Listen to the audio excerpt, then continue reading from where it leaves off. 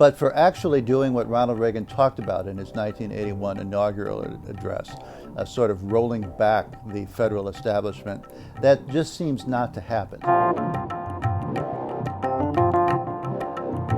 My name is William Voegeli. I am a contributing editor of the Claremont Review of Books, a visiting scholar at the Salvatori Center at Claremont McKenna College, and the author of Never Enough, America's Limitless Welfare State.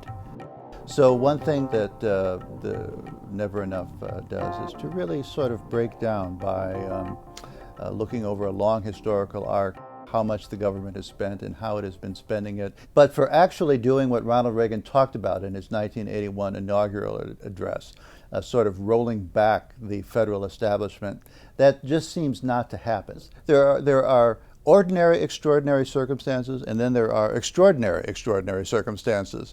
Ordinary, extraordinary circumstances are when something happens and politicians and people feel, well, the government must do something. Hurricane Katrina, the financial meltdown, the war in Iraq, 9/11. The strong impetus then is, well, we have to deal with this problem. We can worry about the doctrine, we can worry about the cost, we can worry about the borrowing 5, 10, 20, 30 years down the road. Let's deal with this thing now and worry about that stuff later. There has been in my lifetime one extraordinary, extraordinary circumstance where the sort of the economic and political planets all lined up in a way that we actually had running government surpluses and government was growing in some ways slower than it ever had been. I'm talking about the late 1990s. We had a Democratic president, a Republican House and Senate.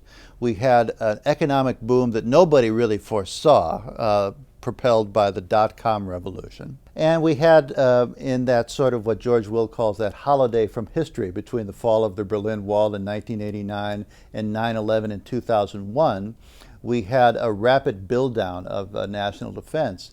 And suddenly we went from talking in the early 90s about curtailing deficit spending to in the late 90s talking about, believe it or not, surpluses, people said, as far as the eye could see. The hope that all those planets will line up again, well, that's a lot to hope for. I think to get anywhere near that level again is going to require not just good luck, but in a sense a much more determined effort all around.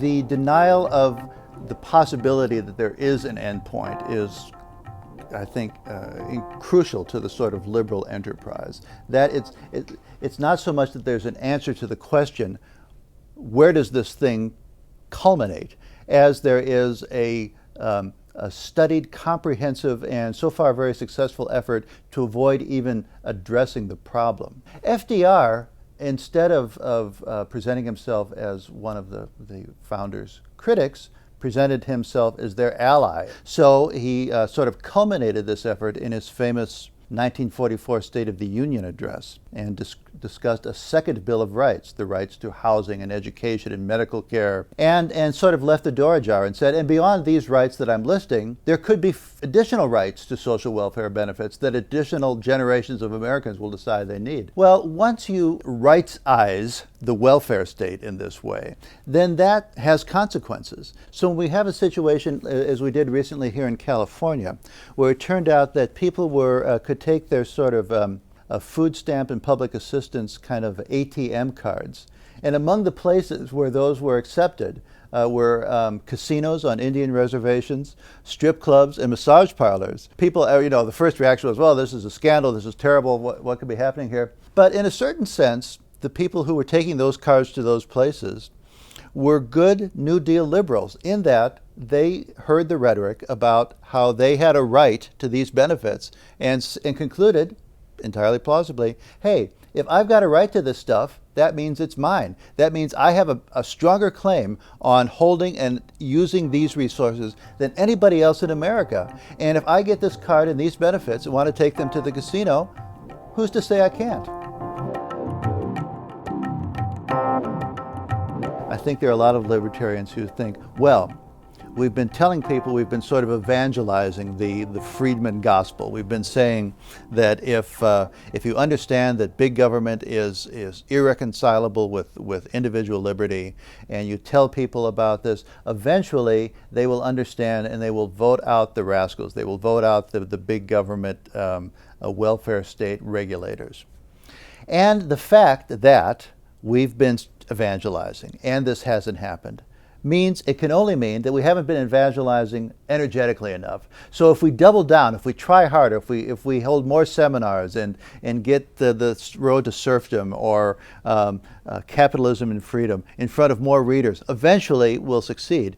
Well, eventually might not be soon enough. I mean, so I think that libertarians, they face a painful dilemma if they step back and take stock of the historical trend. If they want to make a historical difference, they need to entertain the possibility of unpalatable compromises that may nevertheless be the only alternatives to sort of politically self-marginalizing themselves. Wake a liberal up at 2:30 in the morning and say, why do we have a welfare state? The first answer you'll get is, well, because we have to help people who are poor. America pushed back against this in a laudable and important way with the law that the Republican Congress passed in 1996 and Bill Clinton eventually, none too happily, signed. There was a sort of a nationwide commitment to the idea that welfare should be, as President Clinton said many times as a candidate for office and then as a president, it should be a helping hand but not a way of life. And I think a lot of conservatives were very satisfied with that sort of political breakthrough, and really felt that both the abolition of as a program and the delegitimization as an idea of welfare was a settled question, that we were not going to go back there. But it's not quite so settled. We saw that once the Pelosi Congress with a Democratic president settled in 2009 with this economic crisis, one of their first things was to immediately begin instituting many of the provisions that people thought had been abolished permanently with the demise of AFDC. I think there are still a lot of liberals who view the 1996 law abolishing AFDC as a temporary rather than a settled question, and think that this is a battle that they are going to live to fight again and win.